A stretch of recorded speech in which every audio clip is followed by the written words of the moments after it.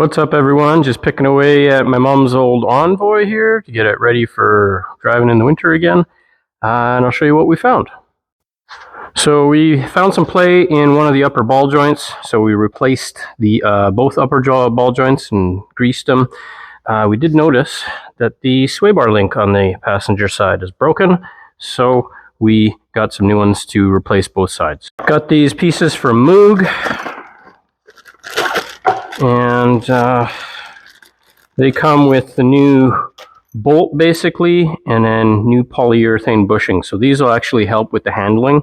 They're a lot stiffer than the rubber, so that's why we got both, because we'll replace both sides and that should tighten up the sway bar, especially since my mom's probably been driving with no sway bar for a long time and not noticed anything.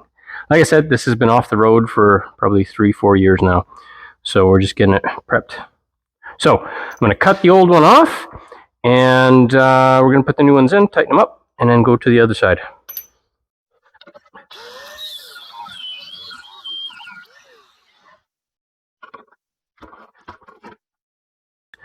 So it's going to go bolt, washer, bushing underneath. We're going to have to do another bushing and a washer, and then a spacer. And that goes up here. And then we're going to do another washer and another bushing. So this will be where I need to pry that sway bar a bit, so I have room to sneak this in.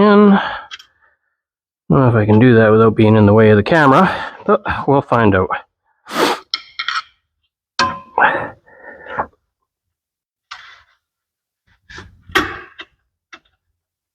There we go. Perfect. Now the bottom one is the jam nut and washer. So that's going to go on bottom bushing, and it's going to go over here.